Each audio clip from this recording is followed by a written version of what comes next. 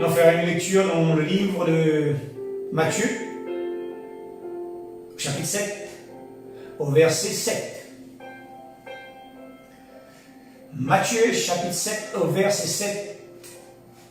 Il est dit ceci: demandez et l'on vous donnera. Cherchez et vous trouverez. Frappez et l'on vous ouvrira. Car quiconque demande, reçoit. Celui qui cherche, trouve. Et on ouvre à celui qui frappe. C'est un peu une répétition du verset 1. Pas du verset 1, du verset 7. Au verset 9, il dit: lesquels de vous donnera une pierre à son fils s'il lui demande du pain? Ou s'il demande poisson, donnera-t-il un serpent? Si donc, méchants comme vous l'êtes, vous savez donner de bonnes choses à vos enfants, combien à plus forte raison votre Père qui est dans les cieux donnera-t-il des bonnes choses à ceux qui le lui demandent? Alors le titre de mon message ce soir, c'est « Faire connaître vos besoins à Dieu ». Amen. Question maintenant. Est-ce que Dieu connaît nos besoins, peuple de Dieu? Est-ce que notre Dieu connaît nos besoins? Faut-il absolument demander quelque chose à notre Dieu? Bien sûr que oui, il connaît nos besoins. C'est évident parce que la parole de Dieu le dit. Il connaît toutes choses, et cela dans les moindres détails. Et l'apôtre Paul, lui, il avait très bien compris ce principe. Dans un des versets que je vais vous citer dans un instant, il proclame que l'Éternel des armées est son Dieu. Un Dieu en qui il avait mis toute sa confiance. Il se reposait totalement sur son Dieu. Il dit: et mon Dieu pourvoira à tous vos besoins selon sa richesse avec gloire en Jésus-Christ. Philippiens 4, verset 19. Il savait, il avait la conviction, il vivait cette grâce, que Dieu, chaque jour, pourvoyait à ses besoins. Que ce soit dans les bons et dans les mauvais moments, Dieu était là et Dieu prenait soin de lui. Amen. Et cela a été laissé dans la parole de Dieu pour notre enseignement. Il avait foi en son Seigneur. Nous sommes des humains comme l'apôtre Paul. Mais, mes bien-aimés, on se rend compte très souvent que les promesses de Dieu nous sont parfois inaccessibles. Ce corps de chair que nous avons ne conçoit pas la cohabitation avec l'Esprit de Dieu. Et la foi en Dieu ne trouve pas toujours sa place en nous, dans ce corps de chair, façon de concevoir les choses. Les promesses de Dieu nous semblent parfois si éloignées que parfois on a peine à croire que c'est vraiment ce que Dieu nous propose, ce que Dieu en réserve pour nous. On a peine à croire ce que nous lisons parfois, au travers des circonstances que nous pouvons vivre. On dit non, c'est pas possible, la parole de Dieu dit ceci, mais on peut raisonner autrement.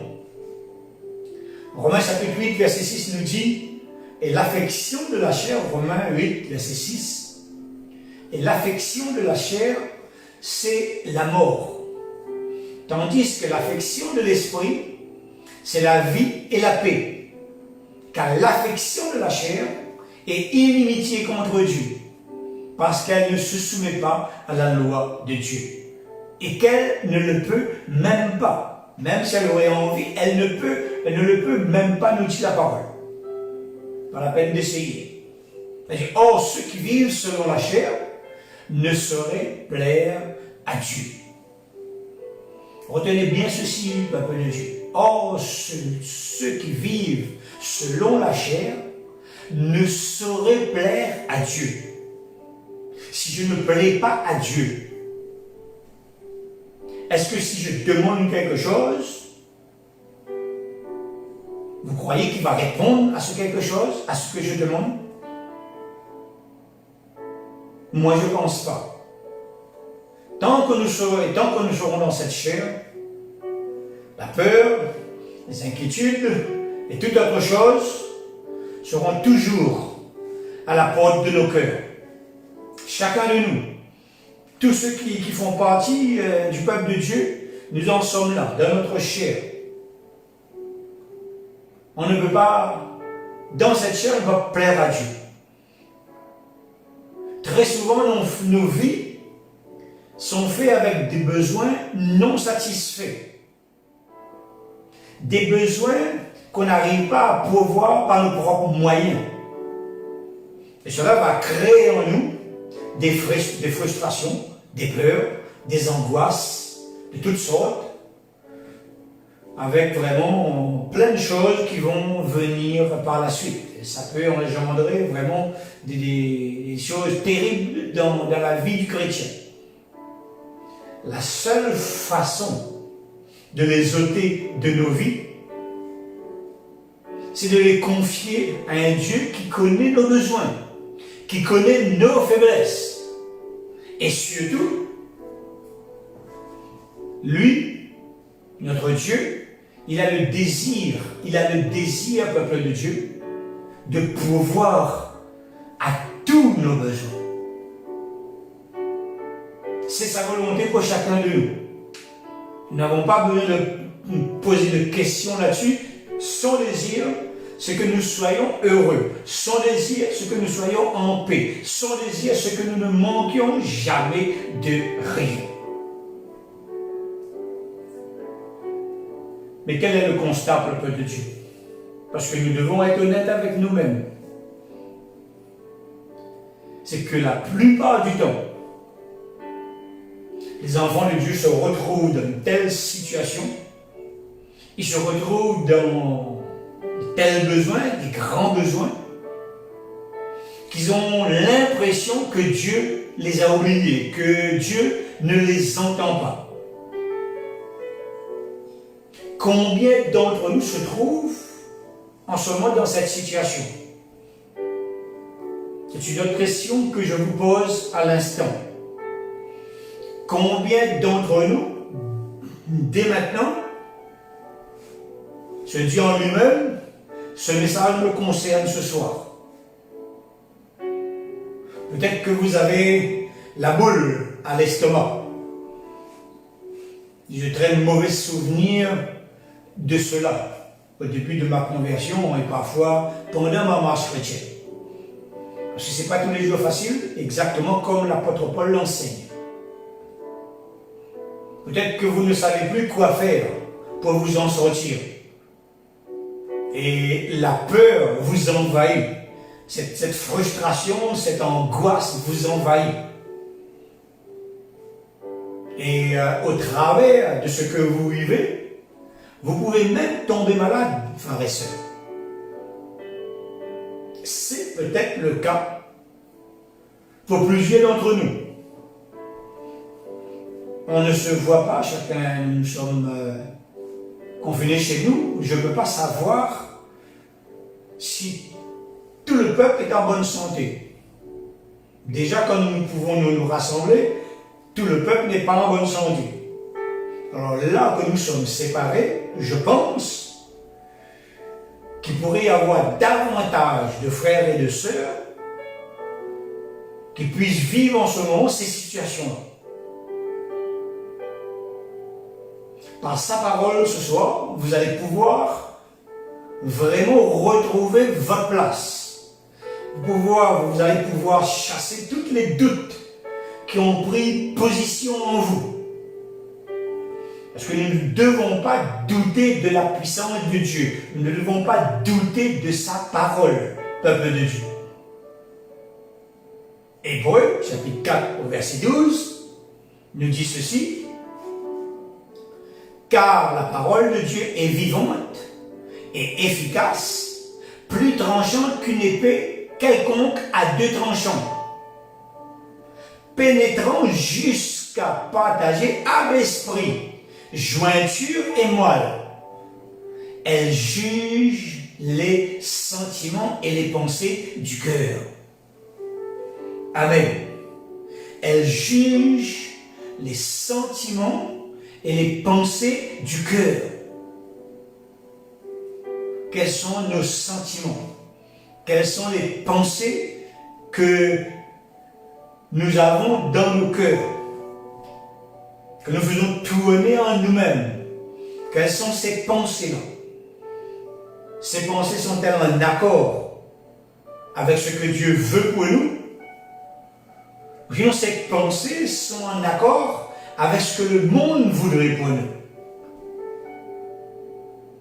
Parce qu'il est facile de douter de Dieu.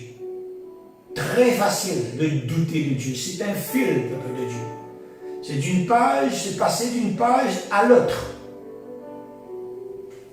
Et ma Bible, à la page 1028, c'est très facile que je passe à la page 1029. C'est très facile. Et douter de Dieu dans des circonstances, c'est facile. Mais ce soir, au travers de la parole, vous allez être encouragés. Encouragés pour croire, continuer à croire à la parole de Dieu. Continuez à mettre toute votre confiance en la parole de Dieu. Et surtout à mettre en pratique, à pratiquer cette parole. Parce que nous n'avons pas seulement à faire confiance, mais nous avons également à pratiquer la parole.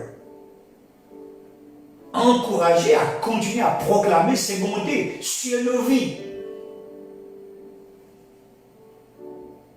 Et ne remettez jamais ce que dit la parole de Dieu en question. Parce que la parole de Dieu est vérité. Il est et il sera toujours le même. Fidèle à sa parole, fidèle à lui-même. Jésus, son nom est fidèle. Nous pouvons nous positionner sur la parole de Dieu pour tous nos besoins. Et très souvent, plusieurs parmi le peuple de Dieu, plusieurs d'entre nous même, au lieu de proclamer le pouvoir de Dieu sur nos vies, très souvent, nous commençons à professer nos faiblesses que la parole de Dieu. Et il n'y a rien de mieux pour tuer notre foi, peuple de Dieu. Professer nos faiblesses au lieu de proclamer la parole de Dieu tue la foi. Alors peut-être que ta foi, elle est à force de proclamer tes soucis, à force de proclamer tes faiblesses, à force de regarder vraiment toutes les difficultés qui est face à toi. Peut-être que la foi, elle est totalement disparue, elle est morte. Au contraire, lorsque le doute arrive, que devons-nous faire, peuple de Dieu? Nous devons relever la tête et rechercher la volonté du Seigneur, proclamer les vérités de la parole de Dieu. Matthieu chapitre 6, verset 31. Matthieu chapitre 6, verset 31. Nous dit ceci. Ne vous inquiétez donc point et ne dites pas. Nous pouvons agrandir la liste par la suite. Que mangerons-nous? Que boirons-nous? De quoi serons-nous vêtus? Car toutes ces choses, ce sont les païens qui les recherchent. jamais de nos bouches devrait sortir ce genre de questions. Parce que Jésus s'est donné à la croix pour nous. Et lui, il nous promet fidélité qui prendra soin de nous. Car toutes ces choses, ce sont les païens qui les recherchent. Votre Père Céleste, notre Papa, sait de quoi vous en avez besoin. Nous en avons besoin. Il connaît dans les moindres détails. Au verset 33, il dit ceci, une chose qui est importante maintenant. Il dit, cherchez premièrement le royaume et la justice de Dieu. Et toutes ces choses vous seront données par-dessus. Toutes ces choses. Qu'est-ce que c'est que toutes ces choses? Mais c'est individuellement, ce sont nos besoins individuels de ce que j'ai besoin et de ce que vous avez besoin. Mes besoins ne sont pas vos besoins ne sont pas mes besoins. Toutes ces choses, ce sont donc nos besoins et vos besoins, dans sa grande totalité. Il dit, vous seront donnés par-dessus. Verset 22 dit, car toutes ces choses, ce sont les païens qui les recherchent. À chaque fois que nous confessons de nos bouches les choses qui sont contraires à la parole de Dieu, à chaque fois que nous confessons que nous sommes faibles, nos faiblesses, nos manquements, nos besoins, et que nous ne pleurons pas à Dieu, mais nous pleurons devant ses besoins. Nous sommes en train d'agir et de faire, vraiment de mettre en place sur nos propres vies, vie d'enfants de Dieu, ce que les païens font habituellement. Au contraire, que devons-nous faire? La Bible dit chercher premièrement le royaume et la justice de Dieu. Église, écoutez-moi bien maintenant. Ce texte nous fait comprendre qu'il y a deux royaumes. Et dans quel royaume moi je me situe? Dans quel royaume vous vous situez? Dans lequel des deux royaumes, nous enfants de Dieu, nous nous sommes positionnés? Là, maintenant, aujourd'hui. Ne parlons pas d'hier, ne parlons pas demain. Voyons maintenant. C'est très important de le savoir, peuple de Dieu. Très important. Cela va nous aider à comprendre pourquoi nos requêtes ne sont jamais entendues et même exaucées. Parce que beaucoup de nos requêtes ne sont pas exaucées, beaucoup de nos requêtes ne sont même pas entendues. Et qu'est-ce qu'un royaume? Selon le dictionnaire biblique, même le dictionnaire français, on a à peu près la même chose. Un royaume, c'est un espace où règnent des lois, des commandements. Ou un espace où c'est un pays. Un royaume est un espace où règnent des lois et des commandements. Respect et ordre sont donc de rigueur. Dans un royaume, il y a forcément un roi qui exerce sa volonté et son autorité, bon ou mauvais, pour le peuple. Dans ce monde, on trouve, je pense, dans ce monde, on trouve rarement de bons rois. Parce que vous avez déjà entendu un roi qui a quitté son château, il est parti vivre dans la cabane de l'agriculteur et il a demandé à cet agriculteur d'aller vivre dans son château. Il a pris la place de celui qui est en bas et il a donné la place de en bas, il a donné celui qui est en haut. Vous avez déjà trouvé cela? Je ne pense pas. Mais il y a quelqu'un qui l'a fait pour nous. Mauvais ou bon, frères et sœurs, le peuple leur doit obéissance et honneur. Avec leur volonté ou avec une volonté forcée, ils vont devoir obéir. Et s'il y a deux royaumes, il y a nécessairement deux rois. Un roi pour chaque royaume. Où se trouvent ces deux royaumes? Il y a le royaume terrestre, où règne Satan et son armée, et son règne va bientôt cesser. Dieu va reprendre ses droits. Et il y a un royaume céleste. Ce royaume céleste est majestueux et glorieux. Alléluia. Dans ce royaume règne. Qui règne dans ce royaume? C'est Dieu. Dieu règne avec amour et bonté. Et son désir à lui, c'est de prendre soin de tous ceux qui vivent dans ce royaume. Fais-tu partie de ce royaume, mon frère, ma sœur? Fais-tu partie de ce royaume, peuple de Dieu? La réponse se trouve dans Éphésiens chapitre 2, verset 5. Dans ce verset, nous allons avoir la réponse. Si nous faisons partie du royaume de Dieu ou pas. Alors lisons ensemble au verset 5. Il dit, lorsque nous étions spirituellement morts, à cause de nos fautes, il nous a fait revivre avec le Christ. Alléluia.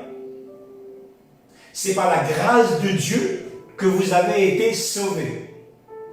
Dans notre union avec Jésus-Christ. Alléluia. Dans notre union avec Jésus-Christ. Pas avec le monde, pas avec quelqu'un d'autre. Il dit dans notre union avec Jésus-Christ. Dieu nous a ramenés de la vie à la mort. De la mort à la vie, excusez-moi. Dieu nous a ramenés de la mort avec lui. C'est-à-dire de la mort à la vie. On était morts et nous voici vivants en Jésus-Christ. Ne faut surtout pas que je me trompe. Alléluia. Pourquoi il a fait ceci, peuple de Dieu? Pour nous faire régner avec lui dans ce monde céleste. Pour nous faire régner avec lui. Pas dans un temps, pas dans quelques années, pas dans quelques siècles. Pour nous faire régner avec lui dans le monde céleste. Au moment où nous avons donné nos vies au Seigneur, nous avons commencé à régner en Jésus-Christ dans les lieux célestes. La version Louis II nous dit ceci. Il nous a ressuscités ensemble et il nous a fait asseoir ensemble dans les lieux célestes en Jésus-Christ. Voilà la réponse qu'on attendait tous. Faisons-nous partie du royaume céleste? Oui, nous faisons partie du royaume céleste en Jésus-Christ. C'est glorieux, c'est merveilleux, peuple de Dieu. Même si nous sommes encore dans ce monde, dans notre corps de chair, spirituellement, nous sommes déjà là. Nous allons revenir un peu plus tard là-dessus. Donc, nous avons vu un peu plus haut que Dieu connaît parfaitement les besoins des enfants de Dieu. Et il ne les oublie pas. Ce qu'il nous demande dans ce texte, c'est de le rechercher premièrement. C'est une invitation clairement définie par Jésus lui-même. Une invitation, pas une obligation. Dans tous ses discours, dans tout le temps qu'il était sur terre, avec ses disciples, à aucun moment, il a obligé à qui que ce soit à le suivre ou à faire quelque chose de forcé. Il n'oblige pas. C'est une volonté. Jésus ne violera jamais la volonté d'une personne. Il ne l'a jamais fait et il ne le fera jamais. Il nous met, nous tous, chacun de nous, face à nos propres responsabilités. Dans le choix de lui obéir ou lui désobéir. À nous de choisir. Deutéronome 30, verset 15. Vois, je mets aujourd'hui devant toi la vie et le bien, la mort et le mal. À nous de faire le bon choix. À chacun de nous de choisir. Et si je me mets à rechercher le royaume et sa justice, Dieu me dit qu'il y a une promesse pour moi, pour vous également, pour nous tous ses enfants. Et je précise à chaque fois, peuple de Dieu, que les enfants de Dieu ne sont pas n'importe qui. Parce que n'importe qui peut écouter les messages sur Facebook et dire « Ah ben oui, ben c'est pour moi, je fais partie du royaume de Dieu ». Les enfants de Dieu, ce sont ceux qui ont accepté Jésus-Christ comme Seigneur et Maître de leur vie.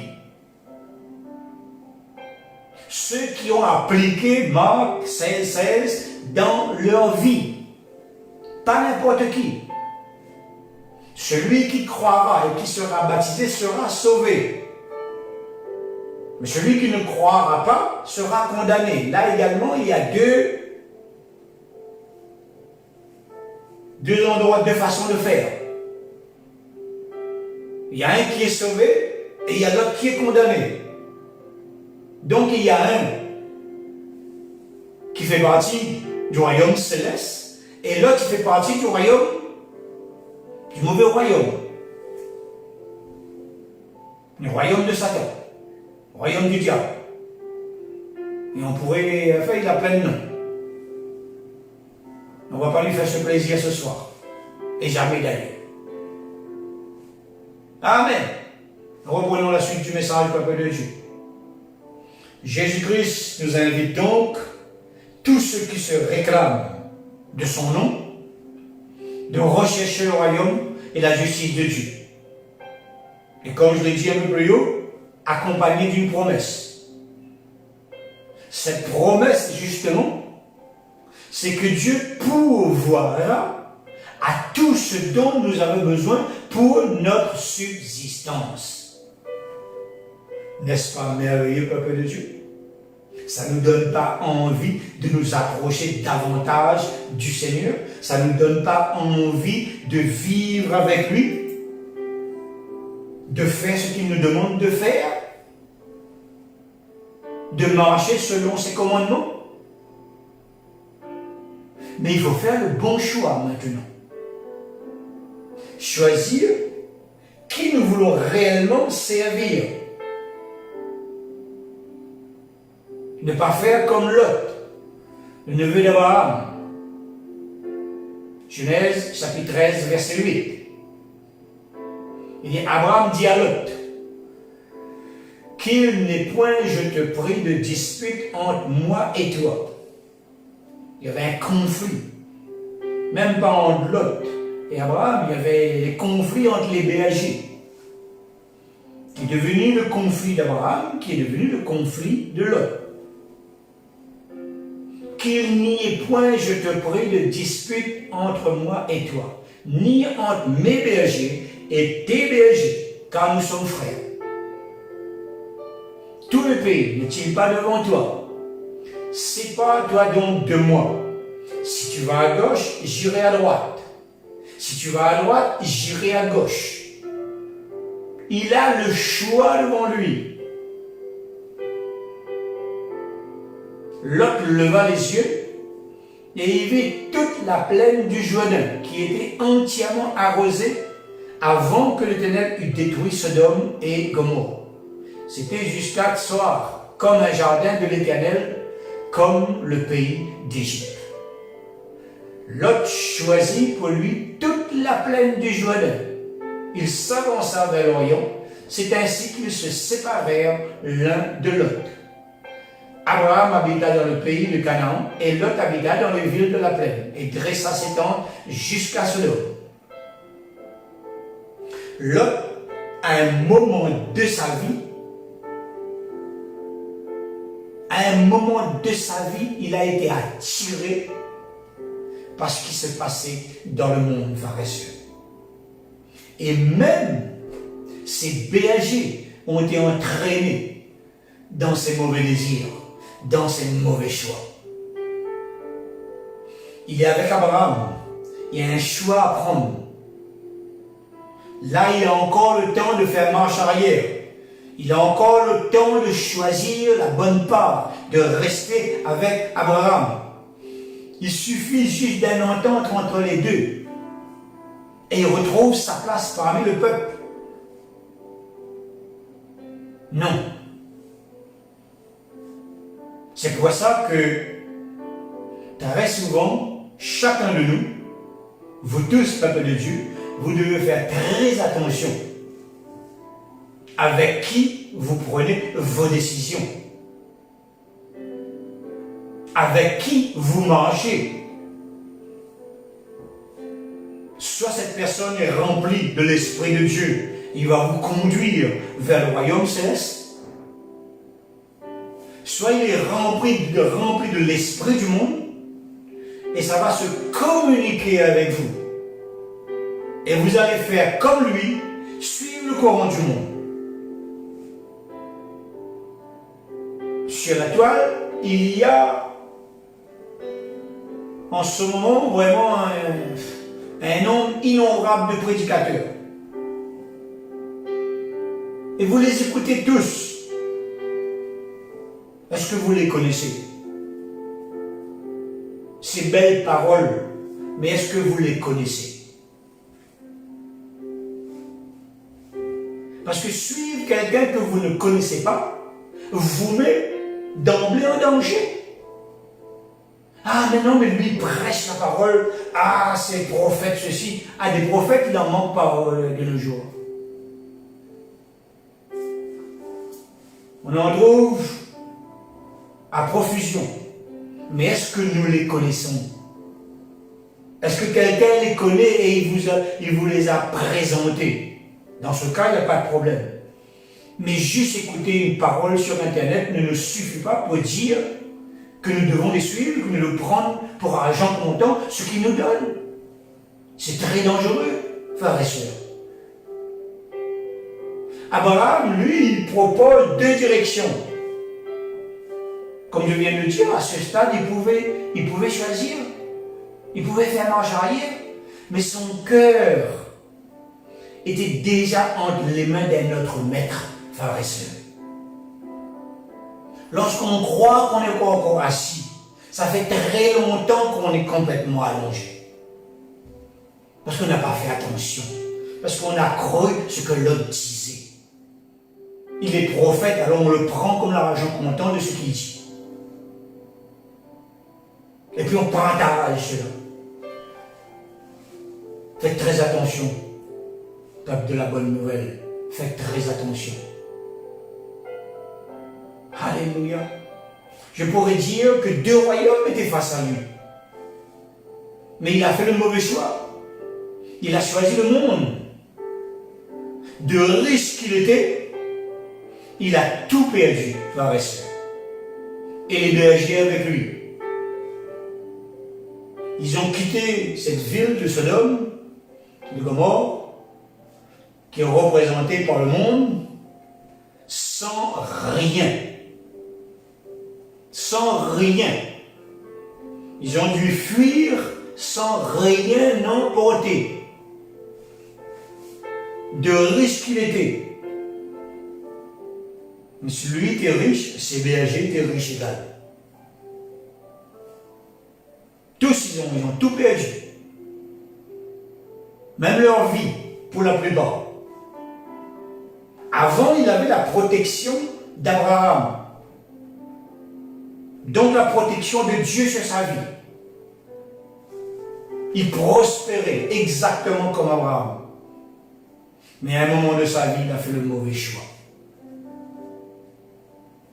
Et nous devons nous remettre en question très souvent. Pas seulement une fois de temps en temps, très souvent. Nous devons nous remettre en question. L'autre, lui, s'est dirigé vers le mauvais royaume. Est-ce que nous sommes encore toujours positionnés dans le bon royaume avec Jésus-Christ? Ou sommes-nous déjà, vraiment, nous sommes en train de nous éloigner, ou sinon nous sommes déjà dans le mauvais royaume? N'oubliez pas, peuple de Dieu, ils ont tout perdu. Cherchez premièrement le royaume et la justice et toutes choses vous seront données par-dessus. C'est quoi chercher le royaume et sa justice? Église de Jésus-Christ. C'est très simple. C'est très simple. La réponse, elle est dans Matthieu 28, verset 19. Que tout le monde connaît. Je n'ai même pas besoin de le lire. Normalement, tous les chrétiens connaissent ce verset par cœur. Mais je vais le lire quand même. Allez, faites de toutes les nations des disciples, les baptisant au nom du Père, du Fils et du Saint-Esprit. Et le verset 20 dit, et enseignez-leur à observer tout ce que je vous ai prescrit. Et voici, je suis avec vous tous les jours jusqu'à la fin du monde. Amen. Chercher son royaume et sa justice, c'est travailler. C'est être dans sa vigne, comme nous l'avons vu ensemble dimanche dernier. C'est de faire en sorte que le plus grand nombre puisse être sauvé avant son retour. Voilà ce que veut dire chercher premièrement le royaume et la justice de Dieu. Et également à la fin du verset 20, Dieu nous fait encore une promesse, la même promesse que nous avons vue un peu plus haut. Il dit, je suis avec vous tous les jours jusqu'à la fin du monde. Ici, il y a une promesse que Jésus nous fait à chacun de prendre soin de nous. De nous permettre vraiment d'avoir une vie conforme à ses désirs à lui. Quelle que soit la situation, il est présent, prêt à pourvoir aux besoins de chacun. Il ne nous abandonne pas, frères et sœurs. Je pourrais dire gloire à Dieu, gloire à ce Dieu qui est rempli de bonté à notre égard. On ne peut pas trouver mieux ailleurs, il n'y a pas mieux ailleurs d'ailleurs. Même si parfois nous ne le méritons pas toujours, lui, il reste fidèle et il garde ses promesses envers nous. Tous les jours, nous disons merci Seigneur d'avoir vraiment cette assurance que Dieu prend soin de nous. Dieu prend soin de nous et nous disons merci, peuple de Dieu. Alléluia. Une autre façon maintenant de recevoir de la part de Dieu. La première façon, c'est de rechercher. Une deuxième façon de recevoir. Je prends toujours Matthieu chapitre 7, il dit demandez. Et l'on vous donnera. Demandez et l'on vous donnera. Dieu nous donne par rapport à ce que nous lui demandons. Il fait ce que nous lui demandons de faire. Nous pouvons comprendre, nous en retirer de ce texte, peuple de Dieu, qu'il nous encourage, qu'il nous exhorte à lui demander, à lui faire connaître nos besoins. C'est son désir. Il désire nous entendre. Il veut que nous passions du temps dans sa présence pour exposer nos besoins. Que nos besoins lui soient apportés en parole. Et je précise que lui, il connaît d'avance ce que nous avons besoin. Il n'a pas besoin il n'aurait pas besoin de les entendre, puisqu'il les connaît d'avance. Mais non, il nous dit de venir dans sa présence et de lui demander. Il en a décidé ainsi. Et il a ses raisons, peuple de Dieu. Nous devons donc venir dans sa présence et réclamer tout ce dont nous avons besoin dans les moindres détails. Est-ce que nous le faisons toujours? Ou sinon, en passant le matin, je dis Seigneur, je n'en peux plus, j'ai besoin de ci, j'ai besoin de ça. Ça ne marche pas. Parce que nous n'avons pas fait ce que la parole de Dieu nous demande. Demandez, venez dans ma présence. Il veut que chacun de nous puisse obéir à sa parole. Et il veut pour nous l'excellence. Si vous vous rappelez des sacrifices dans l'Ancien Testament, il fallait lui offrir des animaux sans défaut. Le sacrificateur examinait vraiment avec attention tous les animaux avant de faire l'offrande. S'il y avait un qui était malade, s'il y avait un qui était vraiment une patte tordue ou quoi que ce soit, l'animal était mis de côté. Il n'était pas utilisé. Il fallait le meilleur pour Dieu. Et lui, il fait de même envers chacun de nous. Pourquoi lui, il voudrait le meilleur et lui, il va nous donner vraiment le moindre. Pour lui, ce n'est pas possible. Il veut l'excellence pour chacun de nous. Si donc, méchant comme vous l'êtes, vous savez donner de bonnes choses, pas des choses ordinaires, pas des bonnes choses à vos enfants. À combien plus forte raison votre Père qui est dans les cieux donnera-t-il des bonnes choses à celui qui les lui demande? Amen. Nous disons merci Seigneur pour ces bonnes choses que tu en réserves pour nous. Et je proclame moi que je les recevrai en temps et en heure au nom de Jésus.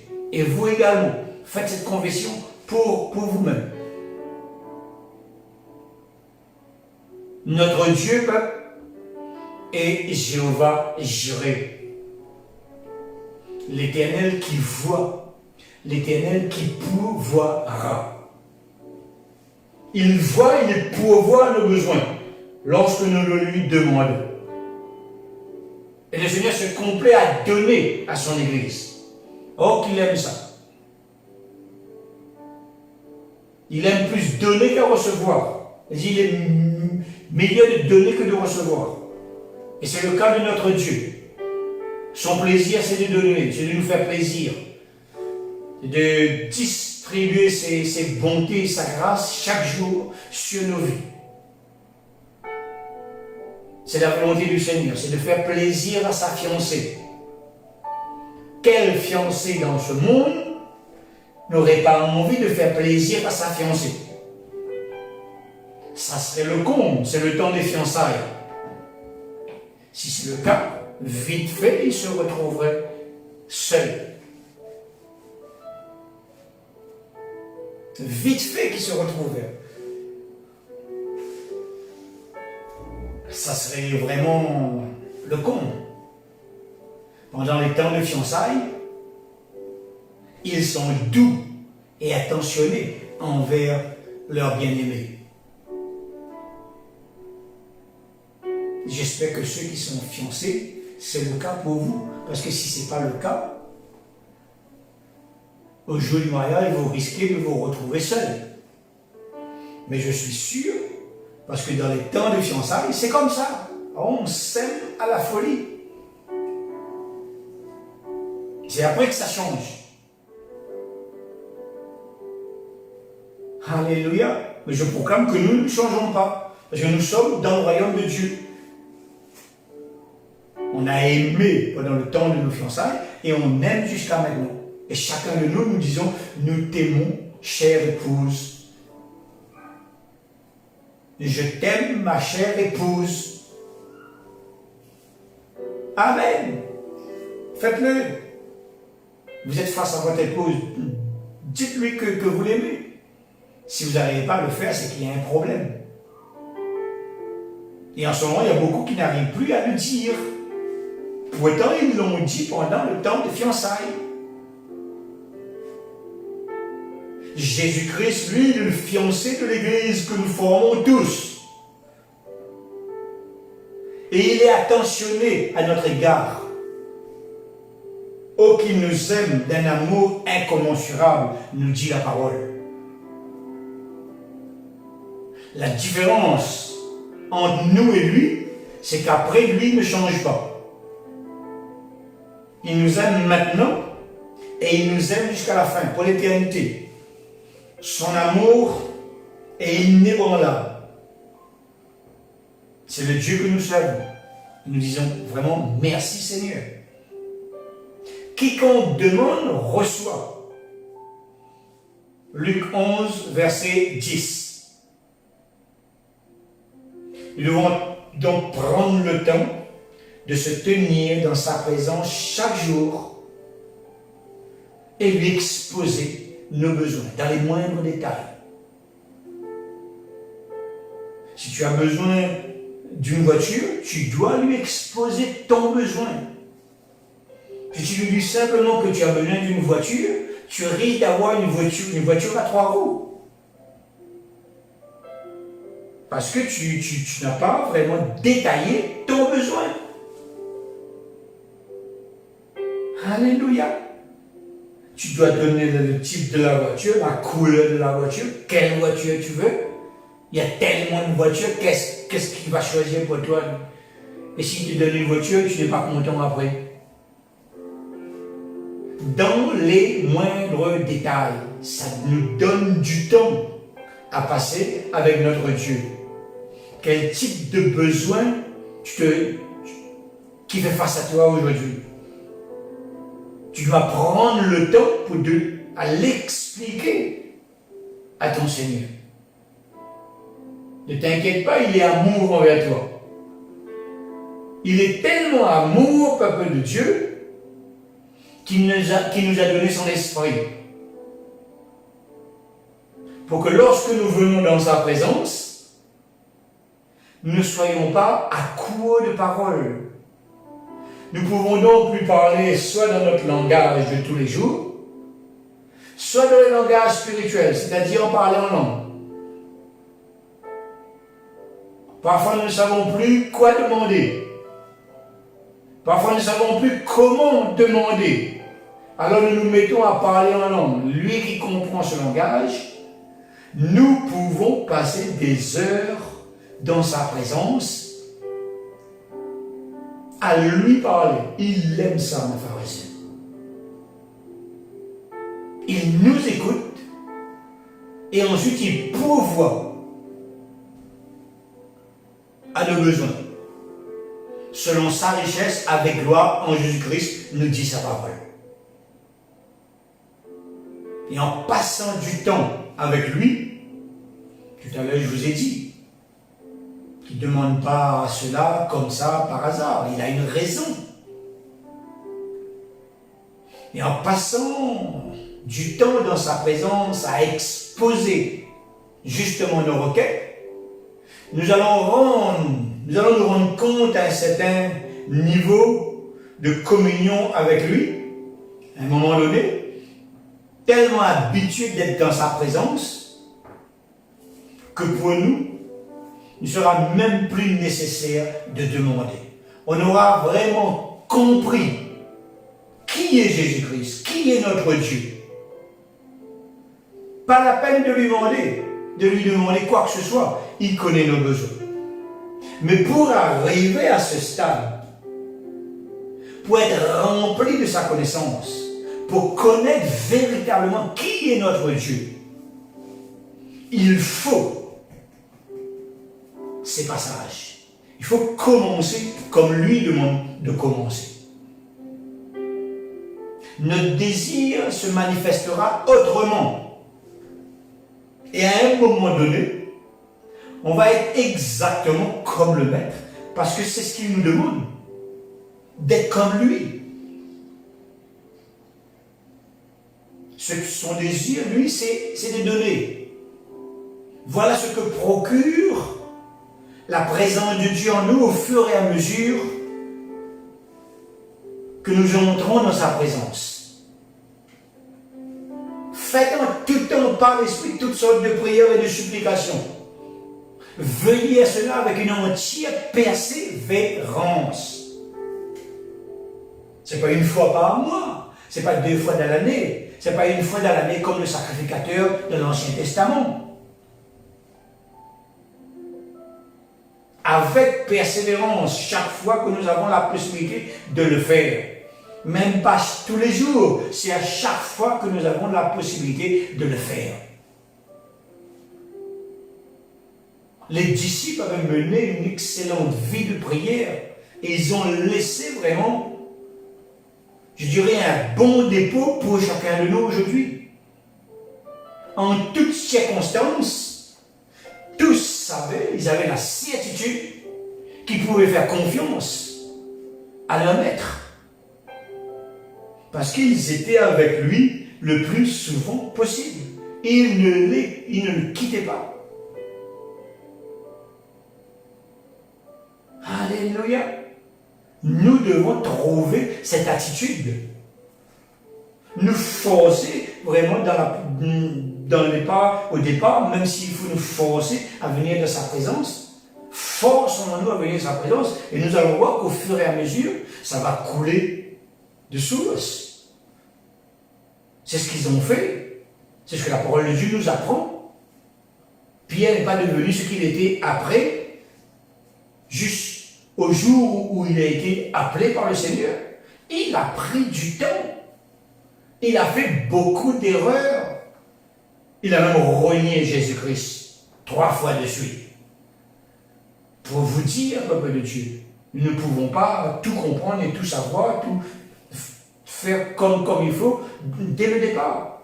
Mais il nous faut mettre en place ce que le Seigneur nous demande de faire pour que nous puissions avoir une vie qui est conforme à ce que nous voulons, à ce que nous désirons. Et ces disciples, tous, ils sont devenus des hommes et des femmes de prière. Ma maison sera appelée une maison de prière. Alléluia. Des femmes et des hommes prêts à s'engager, prêts à se donner pour la gloire du Père, comme l'ouvrier de la 11e heure.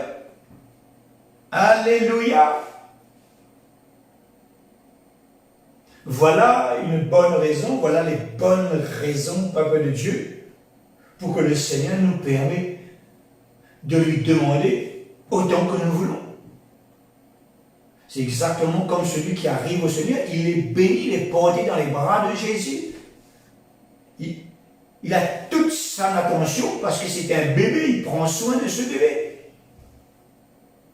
Et plus que nous venons dans sa présence, c'est plus que nous allons grandir et mûrir spirituellement. Et jamais nous aurons envie de changer de royaume. Nous serons vraiment fortifiés, et nous serons vraiment dans ses bras d'amour. Il prendra soin de nous comme il le faut. On ne manquera jamais de rien.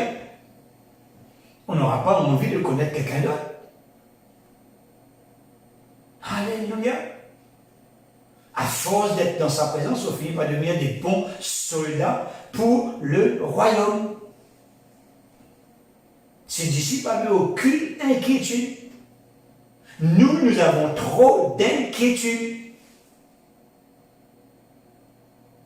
Une assurance totale dans la vie de ces disciples. Ils ne se posaient pas de questions. nous sommes remplis de questions du matin jusqu'au soir. Nous oublions que Dieu est là pour pourvoir à nos besoins. Écoutez ce que dit l'apôtre Jean dans sa première épître au chapitre 5 et au verset 14. Il dit, nous avons auprès de lui cette assurance. Il parle pour les disciples. Nous avons auprès de lui cette assurance que si nous demandons quelque chose selon sa volonté, il nous écoute. Ça est pour nous, mes frères, c'est ce verset pour moi, ce verset pour chacun de vous. Et je sais qu'auprès de lui, j'ai cette assurance que si je demande quelque chose selon sa volonté, il m'écoute. Et il faut vraiment avoir cette assurance. Il ne faut pas seulement le lire, pas seulement le proclamer, mais vraiment avoir cette assurance comme les disciples. Et si nous savons qu'il nous écoute, quelque chose que nous demandions, nous savons que nous possédons la chose que nous lui avons demandé. Avant même de recevoir, nous avons la certitude que Dieu va pourvoir à ce besoin et que nous allons voir, avant de voir dans le naturel, nous devons le voir dans le spirituel. C'est déjà fait, c'est déjà accompli. Jésus, lui, c'est le oui de Dieu à notre égard. Parce que nous avons pris du temps dans sa présence. Le Seigneur ne veut pas que chacun de nous soyons dans des problèmes insurmontables, peuple de Dieu. Il ne s'est pas donné à la croix, les 2 millions de cela, plus de 2 millions de cela, pour que son peuple puisse vivre dans les besoins, dans les problèmes, dans les tracas, dans la peur, dans l'angoisse, dans des choses insurmontables. Il n'a pas fait il ne s'est pas donné pour cela. Au contraire, n'oublions pas qu'il a payé la dette de chacun à la croix. Alléluia. La seule raison de nos soucis, de nos problèmes, frères et sœurs, c'est que nous ne prions pas assez. Nous ne sommes pas assez souvent dans sa présence, sous ses ailes. C'est la raison pour laquelle très souvent nous nous retrouvons dans les mêmes situations que ceux du royaume terrestre. Et encore davantage, parce que parfois nous portons les problèmes plus que ceux qui sont dans le monde. Très souvent. Ces angoisses, ces peurs, nous devons les chasser de nos vies au nom de Jésus. Ne vous inquiétez de rien. Faites en toutes choses connaître vos besoins à Dieu par les prières, des supplications, des actions de grâce. Il n'y a pas plus clair que cela, peuple de Dieu.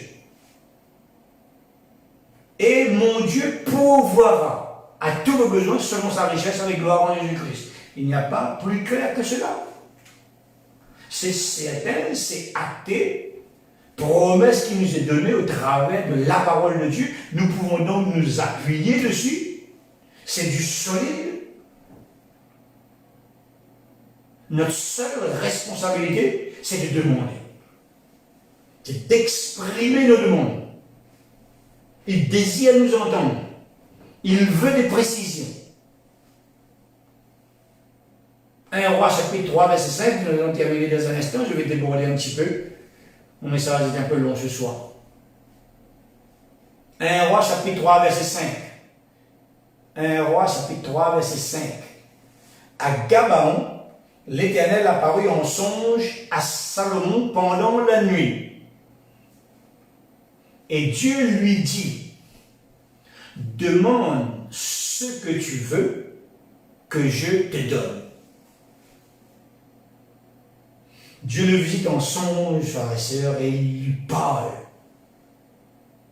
Dieu vient au travers de sa parole nous parler aujourd'hui. Il peut nous parler également en songe. Mais nous n'avons pas besoin de recevoir le songe à ce niveau parce que c'est sa parole qui nous parle. C'est lui qui nous parle dans sa parole.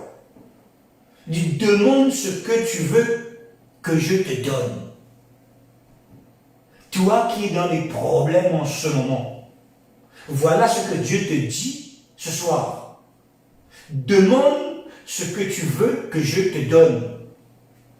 Le psaume 2, verset 8. Prenez des notes, peuple de Dieu. Retenez ces versets. Le psaume 2, verset 8. Il dit ceci, demande-moi et je te donnerai les nations pour héritage, les extrémités de la terre pour possession. Dans ces deux versets, il y a le mot demander.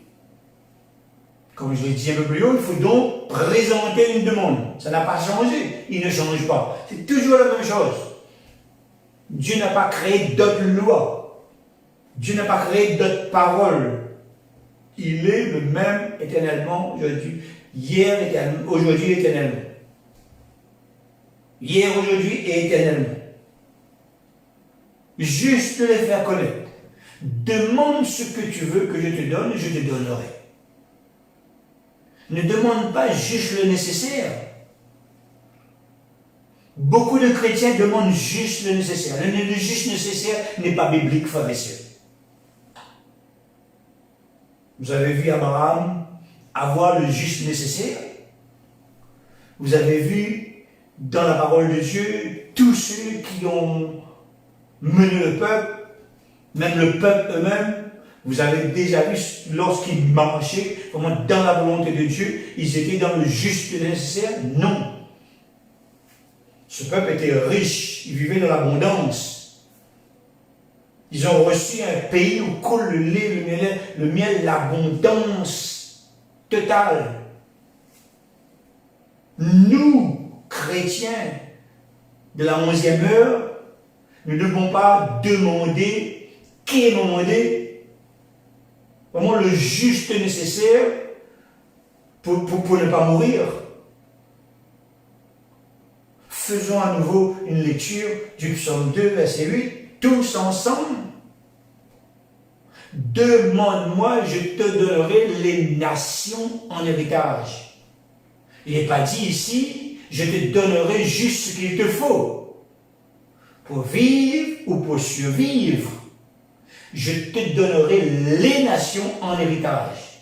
Pas une nation, pas un petit lopin. Demande et je donnerai les nations. Les nations. Tous les pays pour son peuple. Ils ont dégagé tout le monde et ils ont pris le pays en possession. Par leur propre force? Non. Parce que c'était la volonté de Dieu pour eux. C'est parce que c'était l'excellence de Dieu pour eux. Ça veut dire que cela va au-delà de ce que nous pouvons demander. Je te donnerai les extrémités de la terre pour possession. Ce n'est pas n'importe quoi ici. Ce n'est pas un chouïa, comme on pourrait dire. C'est la totalité. C'est l'excellence. C'est le plus que nécessaire. Le Seigneur dit à David ici qu'il pourrait lui faire, s'il lui fait entièrement confiance, il aura tout ce dont il aura besoin pour exercer sa royauté. Qu'il ne serait jamais abandonné. Exactement comme Jésus nous le dit. Nous l'avons lu un peu plus haut. Je ne vous abandonnerai jamais. Il a fait la promesse à David, il le fait à nous également. Cette même promesse. Ce n'est pas rien, frères et sœurs. Il nous dit ce soir que si nous désirons quelque chose, un exemple, que tu veux trouver, ça devient une denrée rare aujourd'hui. Si tu désires trouver un lopin de terre pour construire ta maison, un exemple, mais il y a tellement de besoins. c'est pas donné à n'importe qui aujourd'hui. Ben Dieu te dit ce soir qu'il suffit de lui demander, de venir dans sa présence et l'expliquer ton désir, ton besoin. Si c'est une voiture, si c'est quoi que ce soit, c'est pareil. Et si tu es réellement dans sa volonté, s'il te considère comme juste, comme l'était David, que va-t-il faire à ta demande? Il dit, il te le donnera. Et je vous dis cela par expérience, parce que ça, je l'ai vécu moi-même. J'ai pu le mettre en action et le vivre. Parce que tout ce que j'ai vient de Dieu. Mais j'ai recherché avec mon épouse, tous les deux ensemble. Depuis que nous nous sommes donnés au Seigneur, nous n'avons pas fait semblant. Nous nous sommes réellement donnés au Seigneur et nous avons fait du mieux que nous pouvions pour être constamment dans son royaume. Je ne vous dis pas que je n'ai pas failli depuis 25 ans que je suis avec le Seigneur. Mais je dis que j'ai essayé de faire pour le mieux, de le servir avec vraiment le cœur, d'être très souvent dans sa présence, de marcher humblement avec lui. Et je vous encourage à faire de même. Vous pouvez vraiment venir faire la même chose. Mais vous savez ce qui nous bloque, ce qui bloque nos bénédictions le plus souvent, peuple de Dieu? Nous disons que nous croyons en cette parole. Mais lorsqu'il s'agit de la mettre en pratique, ce que nous proclamons de nos bouches n'est pas est en totale contradiction avec ce que nous avons dans nos cœurs. Parce que si nous ne sommes pas en relation permanente avec Jésus-Christ, si nous ne sommes pas tous les jours dans sa présence, il est impossible que nos cœurs soient remplis de la bonne semence. Nous allons semer, mais nous n'allons rien récolter. C'est parce que nous sommes plus souvent éloignés ou sinon totalement en dehors de son royaume. Nous sommes parfois dans le mauvais royaume. Il faut donc changer. Il faut donc revenir là où nous devons être. Sortir du royaume des ténèbres, si on y est, et passer dans son royaume de lumière. Se positionner dans le bon, dans la bonne terre, dans faire le bon choix, abandonner ce mauvais royaume totalement et définitivement. Recherchez premièrement son royaume. Demandez. Et il va vous donner, et il va vous bénir.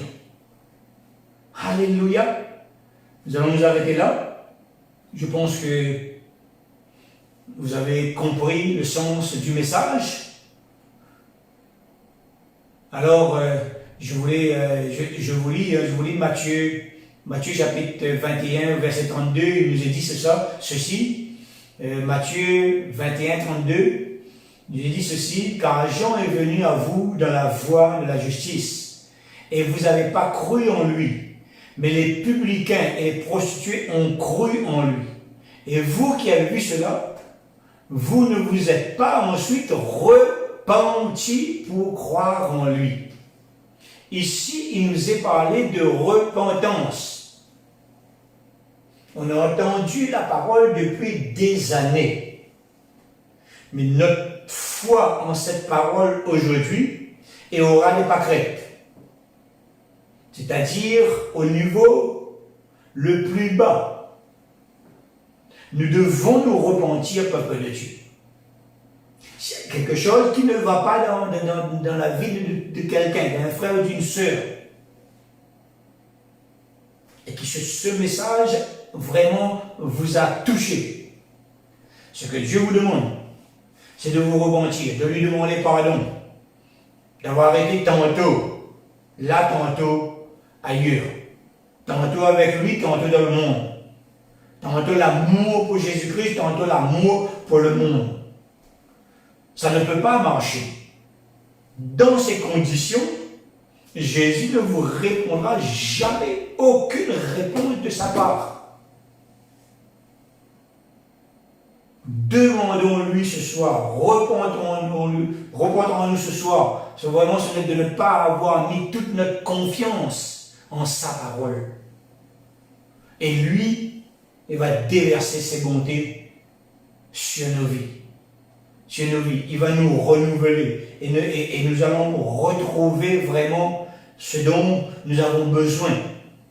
Et nous allons pouvoir, après cela, nous mettre à rechercher son royaume, à rechercher sa justice. Et soyons sincères avec nous-mêmes et avec Dieu, bien sûr. N'essayons pas de nous cacher.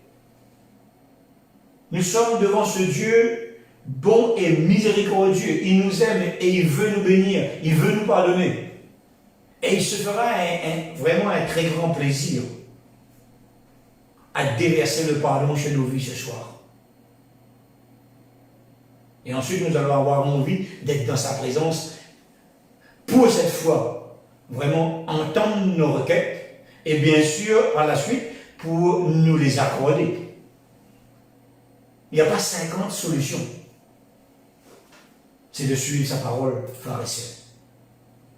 Que le Seigneur vous bénisse, que le Seigneur vraiment puisse vous remplir de sa présence, que cette parole puisse vraiment travailler en vous ce soir et les jours à venir, et que vous puissiez vraiment retrouver votre place d'enfant de Dieu, retrouver votre place de fiancé face à ce fiancé. Nous allons prier tous ensemble, et ensuite je vous donne rendez-vous ce dimanche à 11h comme d'habitude.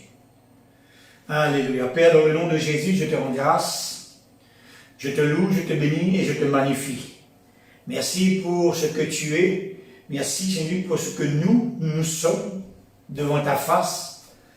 Très souvent nous avons failli, Père, et ce soir, au travers de ta parole, je te prie pour l'ensemble de tes enfants, Seigneur, de déverser sur chacun de nous vraiment, Seigneur, une onction fraîche qui nous permettra, Seigneur, de retrouver toutes les facultés spirituelles dont, Seigneur, nous avons perdu peut-être pour beaucoup.